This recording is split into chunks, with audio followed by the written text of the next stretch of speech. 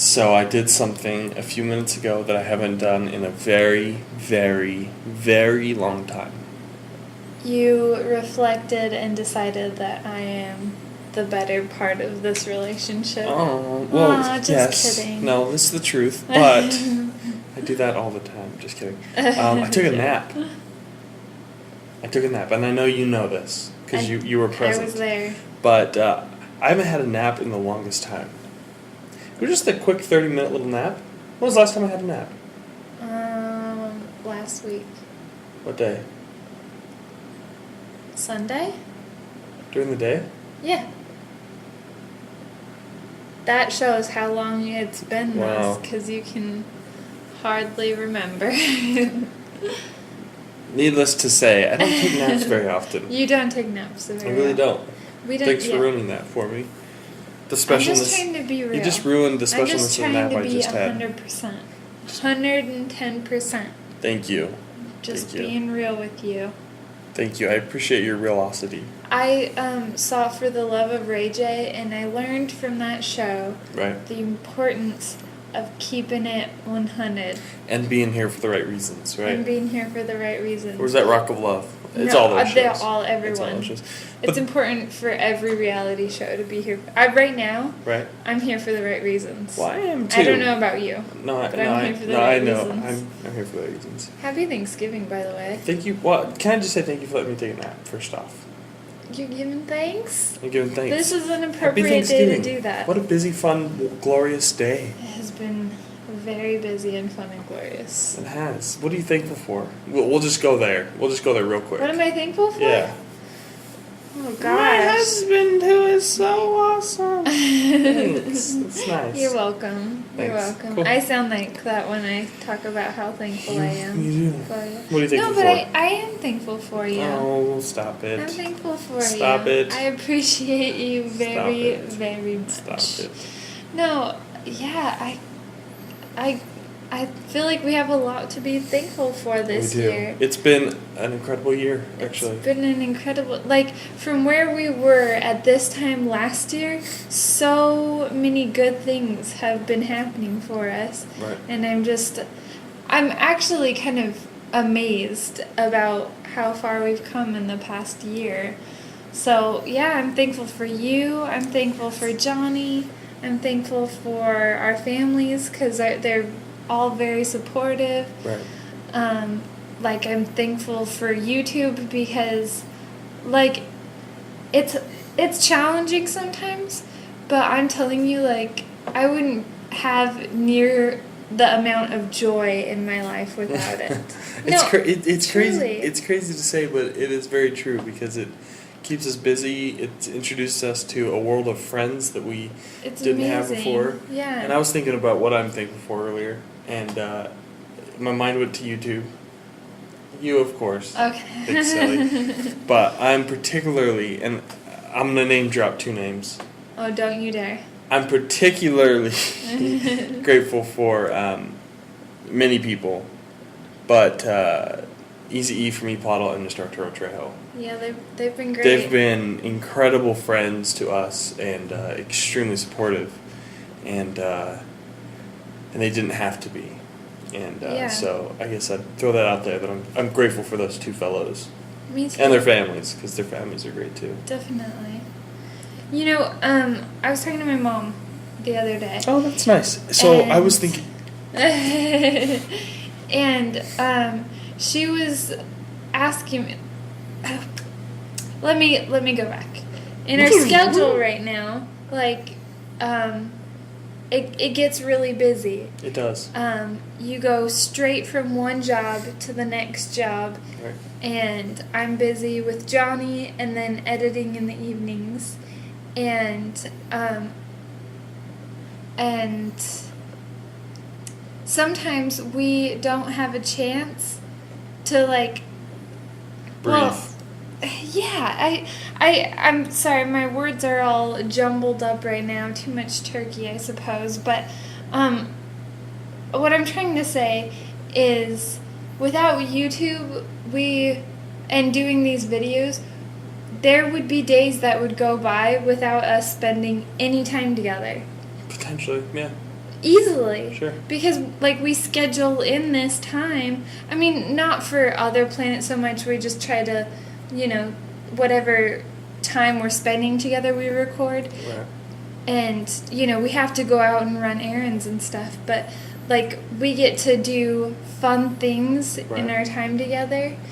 And It's awesome. I like that the time that we spend together is all spent, like, in a positive, fun way. Right. Because I don't like to talk about serious stuff at all, and that's why I never watch the news, because I have no clue what's going on in the world. The last part I'm just kidding about. Oh, I was like, that's not you.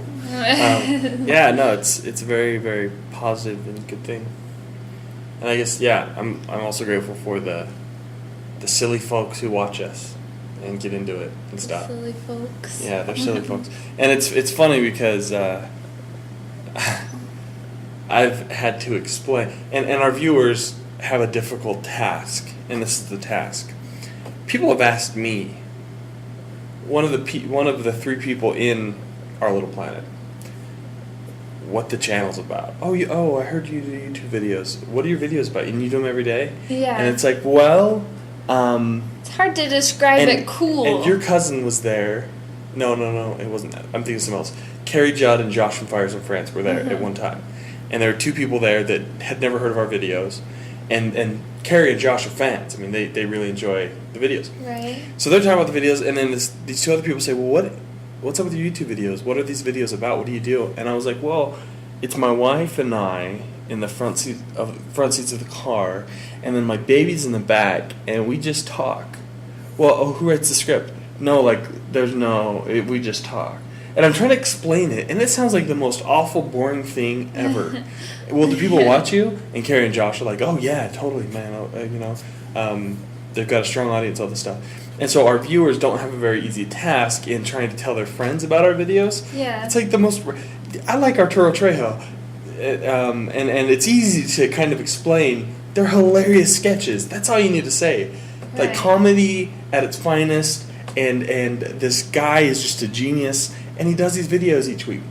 Poddle. He does hilarious sketches every week with his 4-year-old. Oh, dude, that totally makes you want to watch it. Yeah. These 2 people driving their car every single day, and it's funny.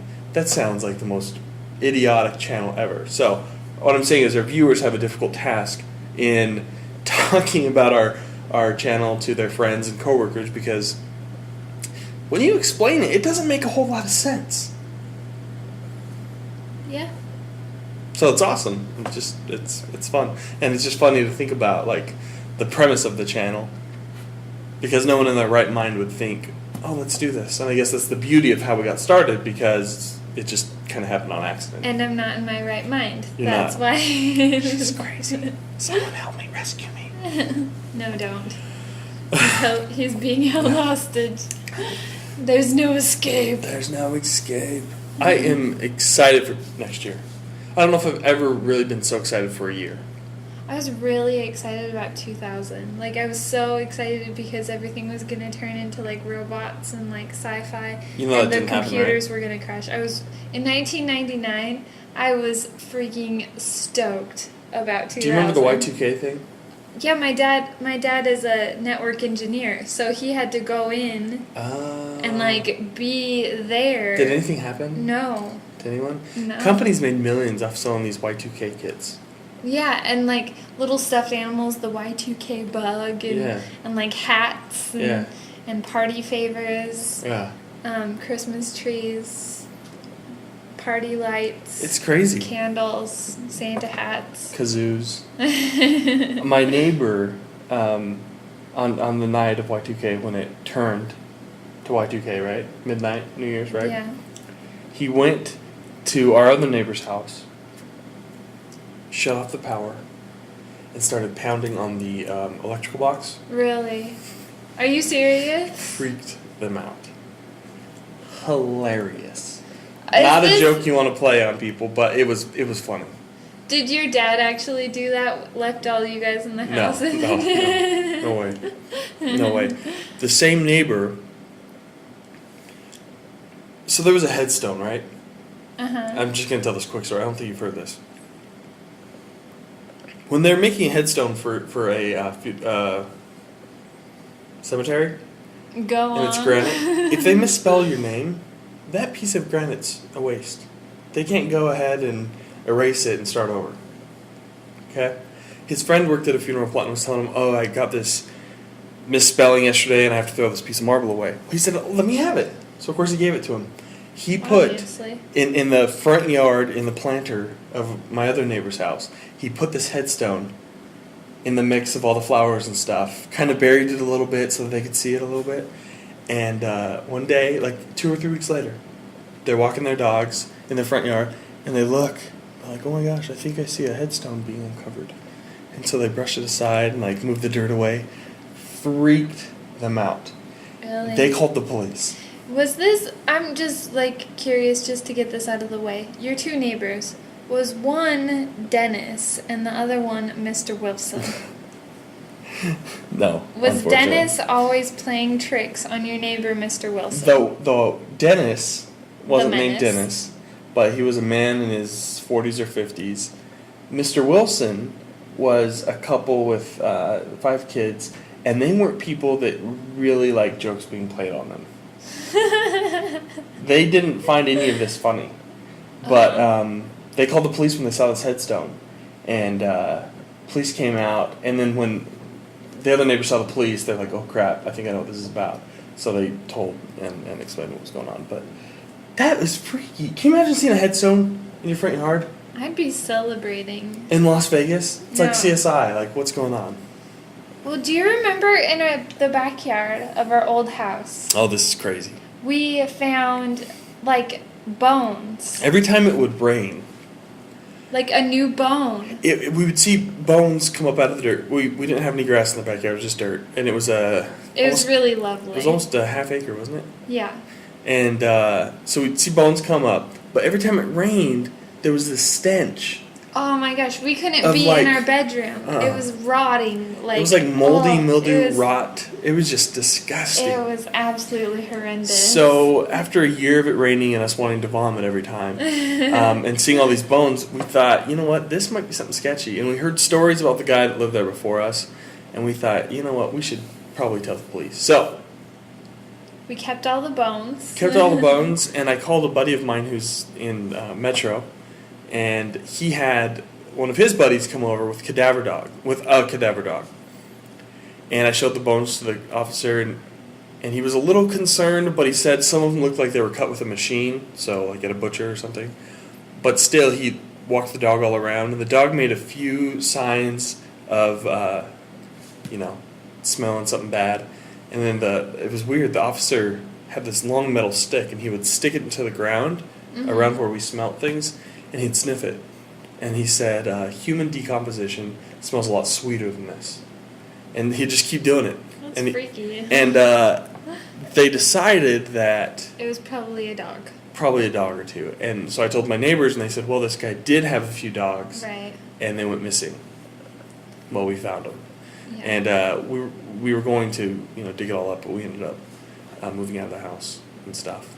But... it was rad though, because the officer was talking to the dog in like German. Yeah. That was pretty cool. I mean, they do that so the bad guys don't know the dog's commands. And there's like special words in German. I don't think he's saying sit in German. I think it's just random words. I don't think so. They Not pick. me. It's crazy. Why German then? Like. Well, it's just random words in that language too. But why? To make it more difficult for bad guys to know what words are being used? I don't know. Bad guys, I don't man. know. If anyone's a cop watching or knows a cop, ask someone. Why do police train canines in different languages? I think they probably just use like a different language, but the same words. I don't know. Because that seems like they could just go shoogly doogly and then the dog would sit. Like that. It seems silly that they pick a different. I don't know. I don't know. I'm not a police officer. Wait, what? You're You not a police have officer? little wrinkles in your face right now from where your cheek was pushed up when you were sleeping. When you were resting your weary head, you have like the little wrinkles that you have like. I have you do 2 in the jobs morning. and 2 daily YouTube channels, okay? So Oh you need to. my gosh. Just kidding. See, you can say that, but when I say something like similar. Like I couldn't say anything similar. I'm a housewife. You hate that housewife. I hate that. You hate that. I do. Well, because I feel like there's something attached to it. Like you say, I have 2 jobs, and people are like, wow, you are providing for your family, and you are. But I'm like I'm a housewife, and they're like, wow. Anyone who has spent Wow. 5 consecutive hours with a 1-year-old would respect that.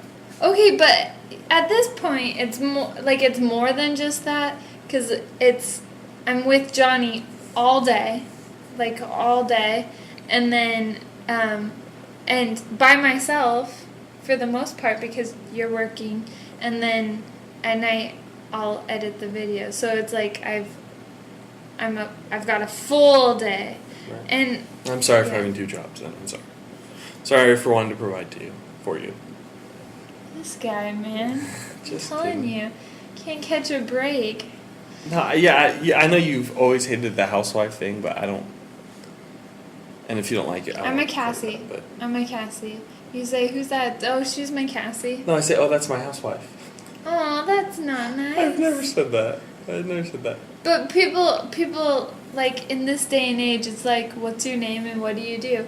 Can you ask me like what my Favorite ask color me? is? Yeah. What's your name and what's your favorite color? Yeah, get in there. Like, ask me what my name is, because that's What's your important. name?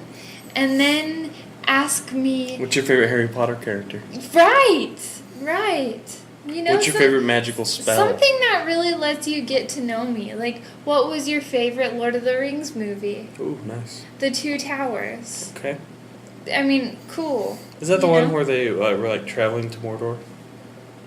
Well, look at you little smart aleck. Oh. Or, no, do this. Okay, what's your name? What's your name?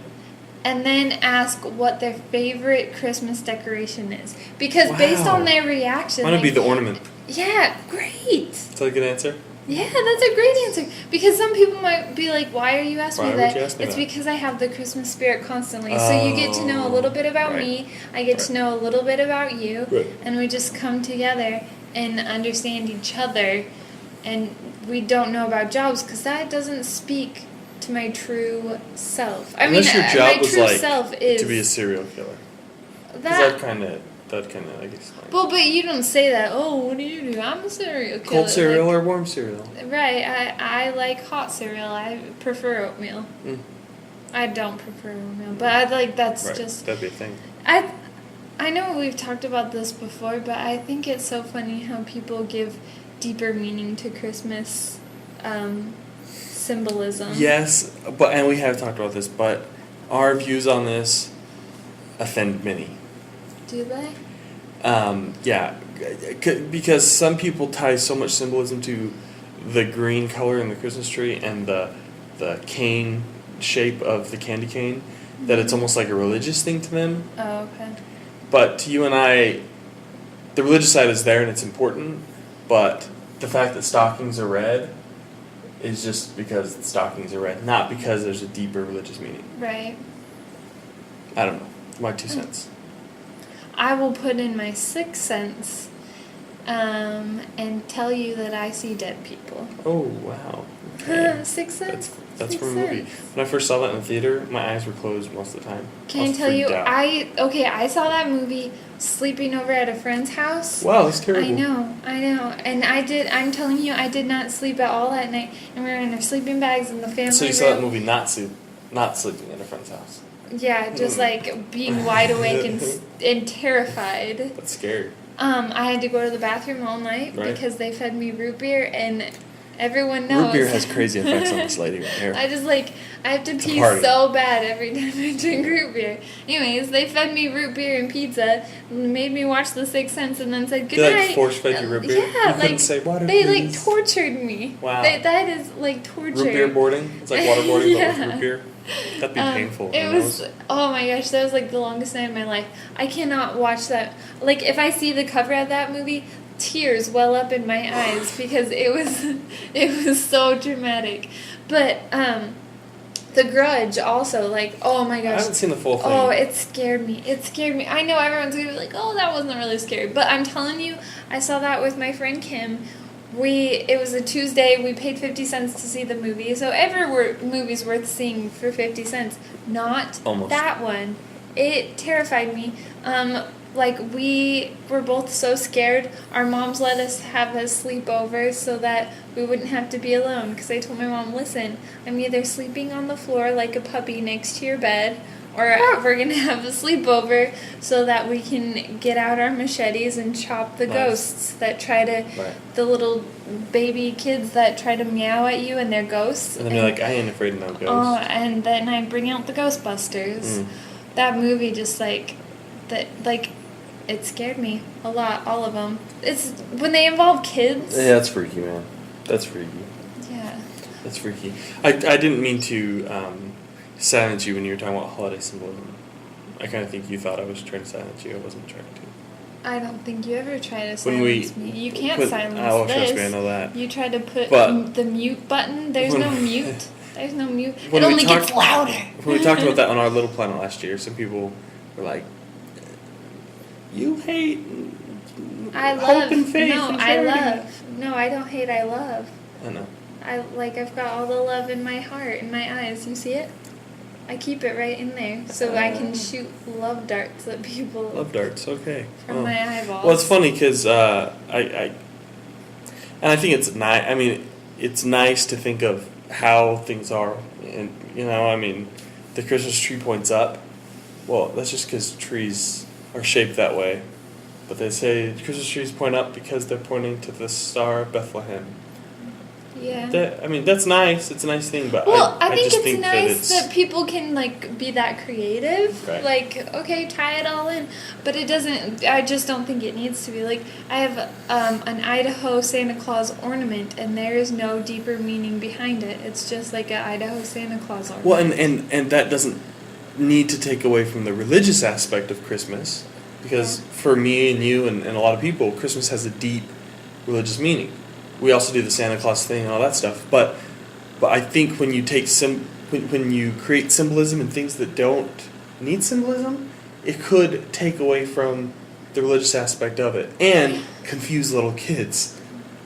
Right. It's like, what is, you're teaching me one thing, but then you're telling me that these things, that the white and the red and the candy cane represents America? Like, what is that? I thought that just tasted good and looked pretty. Yep. Meh.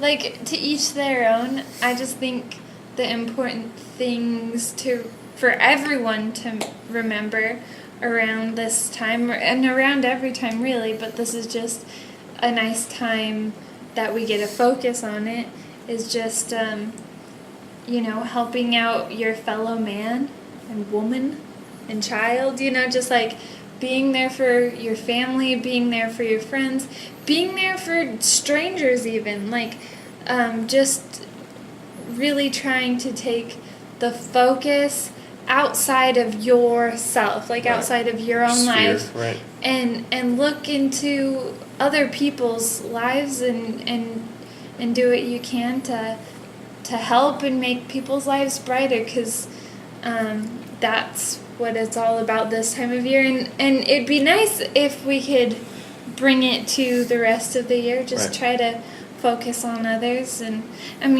don't lose sight of yourself and what makes you happy. But ultimately, I feel like we all feel better when we're helping other people out. I think that's a truth. Yeah, I would agree. And I also think that I like that Christmas isn't just a religious thing. I like that everyone celebrates it for different reasons. Even if it's just Santa Claus and Mrs. Claus or whatever, like you said, it's all about helping people, and it's not just for one group of people. It's all about just being nice, no matter who you are, where you're from, or anything. It's just about being nice to people. Well, and that's what Santa Claus is all that's what Santa Claus is just a representation of selflessness and charity and loving everyone Right. Unless they're on the naughty list. If they're on the naughty list, they just need to be spanked with a wooden spoon. And given coal. So, I guess happy Thanksgiving. By the time you listen to this, Thanksgiving's over. Happy holidays. But you can give thanks whenever you feel like it. Yes, indeed. Indeed. As always, just thanks for listening. Thanks for watching. We have the 2 daily channels, Our Little Planet and Our Other Planet. And you can listen to this on iTunes or watch it on YouTube.